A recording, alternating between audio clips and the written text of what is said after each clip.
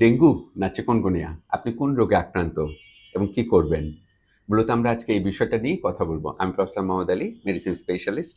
আজকে এই ইম্পোর্টেন্ট একটা ইস্যু নিয়ে কথা বলার উদ্দেশ্য হচ্ছে ইদানিংকালে ডেঙ্গু এবং চিকুনগুনিয়া দুটো ভাইরাস দিয়ে ইনফেকশন অনেক, অনেক বেড়ে গেছে। ইদানিংকালে আমরা যখন পেশেন্ট দেখি, এই রিলেটেড অনেক রোগী আমাকে দেখতে হচ্ছে। তাই মনে হয়েছে কি যে আমাদের এই বিষয়টা নিয়ে একটু শেয়ার করা উচিত। বেসিক্যালি ডেঙ্গু এবং চিকুনগুনিয়া দুটোই কিন্তু মশাবাহিত রোগ। দুটোই কিন্তু একই প্রজাতির মশা অ্যাডিস অ্যাজেপ্টি দিয়েই কিন্তু ছড়ায়। আমরা যদি ভাইরাসের কথা ভাবি, ডেঙ্গু ভাইরাস মূলত ৪ ধরনের। এটা ৪ ধরনের স্ট্রেইন আছে। ডেঙ্গু ১, ২, ৩, ৪। আবার ওদিকে চিকুনগুনিয়া কিন্তু একটাই ভাইরাস। কাজেই ডেঙ্গু একবার হলে কিন্তু বারবার এটলিস্ট ৪ বার হওয়ার একটা আশঙ্কা থাকে। ১ম বার যেমন ডেঙ্গু হবে সেটা যতটা সিভিয়ার হবে তার চেয়ে কিন্তু 2nd টাইম বা 3rd টাইমে ডেঙ্গুটা অনেক বেশি সিভিয়ার বা অনেক বেশি ভয়ঙ্কর হওয়ার একটা সম্ভাবনা থাকে। আর চিকুনগুনিয়া জীবনে একবারই হবে এবং একবার হলেই কিন্তু এটা সারা জীবনে একটা ইমিউনিটি দিবে।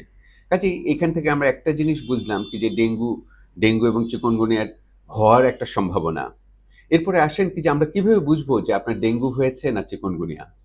ডেঙ্গু এবং চিকুনগুনিয়া দুটো রোগেই কিন্তু প্রচণ্ড রকমের জ্বর থাকে এবং শুরুর দিন থেকেই অনেক জ্বর হয় এবং দুটো রোগেই কিন্তু প্রচণ্ড রকমের সমস্ত শরীরে ব্যথা থাকে, মাথা ব্যথা থাকে, চোখের পিছনে ব্যথা থাকে, ব্যাক পেইন থাকে।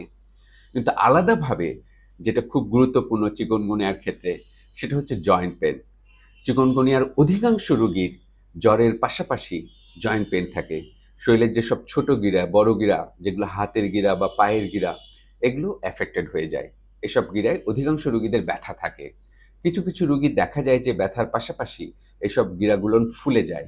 মানে দ্যাট মিনস আর্থ্রাইটিস হয়ে যায়। ২ গ্রুপের রোগীরই কিন্তু র‍্যাশ থাকে। চিকুনগুনিয়াতে অলমোস্ট 50% ক্ষেত্রে র‍্যাশ পাওয়া যায়। ডেঙ্গুতে এর চেয়ে বেশি একটু র‍্যাশ পাওয়া যায়। এটা গেল একটা পার্থক্য। আরেকটা ইস্যু হচ্ছে ক্লিনিক্যালি সবচেয়ে গুরুত্বপূর্ণ যে দেখা যায় যে ডেঙ্গু রোগী একটা কমপ্লিকেশন হওয়ার সুযোগ থাকে, সেটা হচ্ছে মেইনলি ব্লিডিং কমপ্লিকেশনস। ডেঙ্গু রোগী ৫ থেকে ৭ দিন যাওয়ার পরে ওনারা যখন ক্রিটিক্যাল ফেজে টার্ন নেয়, অনেক রোগীর কিন্তু ব্লিডিং হওয়ার রিস্ক বেড়ে যায়। কারণ ডেঙ্গুতে প্লাটলেট কাউন্ট কমে যায়। প্লাস অন্যান্য যে রক্তের উপাদান আছে সেগুলোতেও কিছুটা ডিরেঞ্জমেন্ট হয়। যেজন্য দেখা যায় যে এক ধরনের ডেঙ্গু পেশেন্টের একটা গ্রুপ যাতে দেখা যায় যে হেমোরেজের রিস্ক বেড়ে যায়। যেটাকে আমরা ডেঙ্গু হেমোরেজিক ফিভার বলি। আরেকটা ইস্যু ঘটে যে দেখা যায় যে ডেঙ্গু রোগী জ্বর ভালো হয়ে যাওয়ার পরপরই অনেক রোগী আছে যাদের প্লাজমা লিকেজ হওয়ার একটা টেন্ডেন্সি থাকে এবং ডেঙ্গু রোগীরা সেই ক্ষেত্রে শকে টার্ন নিয়ে নিতে পারে এবং শক হয়ে তার মাল্টি অর্গান ফেইলিওর হওয়ার একটা আশঙ্কা থাকে। এটা হচ্ছে ডেঙ্গুর প্রেজেন্টেশন। কাজে কোনো জ্বরে যদি এরকম হেমোরেজের রিস্ক বেড়ে যায় বা পেশেন্ট শকে চলে যায় বা মাল্টি অর্গান ইনভলভমেন্ট হয়, তাহলে কিন্তু আমাদের ভাবতে হবে যে উনার হয়তো ডেঙ্গু হয়েছে। আবার চিকুনগুনিয়ার কথায় যদি আমরা আসি, চিকুনগুনিয়া রোগী ১ম দিনই জ্বরের পাশাপাশি গিরা ব্যথা থাকবে এবং শরীরে অন্যান্য ব্যথার পাশাপাশি গিরা ব্যথাটাকে মেইনলি ডমিনেট করবে এবং গিরা ব্যথার সাথে ফোলা থাকবে। এবং অধিকাংশ রোগী দেখা যায় যে এই জ্বরটা কিন্তু ৫ থেকে ৭ দিনের ভিতরে ডেঙ্গু এবং চিকুনগুনিয়া ২ টা জ্বরই কিন্তু ৫ থেকে ৭ দিনের ভিতরে ভালো হয়ে যায়। কিন্তু ডেঙ্গু জ্বরের রোগী জ্বর ভালো হয়ে যাওয়ার পরপরই যে জটিলতা, রক্তক্ষরণ হওয়া বা শকে চলে যাওয়ার একটা টেন্ডেন্সি থাকে।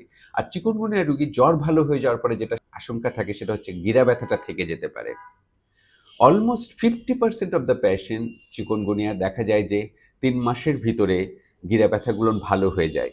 যেটা আমরা অ্যাকিউট চিকুনগুনিয়া আর্থ্রাইটিস আমরা বলতে পারি। যেটা দেখা যায় যে ৩ মাসের ভিতরেই রোগীদের দেখা যায় যে জ্বর ভালো হয়ে যাওয়ার পরে যে গিরা ব্যথা বা গিরা ফোলা থাকে সেটা ৩ মাসের ভিতরে ভালো হয়ে যায়। কিন্তু একটা গ্রুপ আছে অলমোস্ট 50% যাদের দেখা যায় যে ক্রনিক চিকুনগুনিয়া আর্থ্রাইটিস বা দীর্ঘমেয়াদী একটা আর্থ্রাইটিস হওয়ার একটা আশঙ্কা থাকে। তাদের দেখা যায় যে ৬ মাস, ১ বছর, কারো, কারো ক্ষেত্রে কয়েক বছর লেগে যায় যে আপনার এই আর্থ্রাইটিস ভালো হওয়ার জন্য।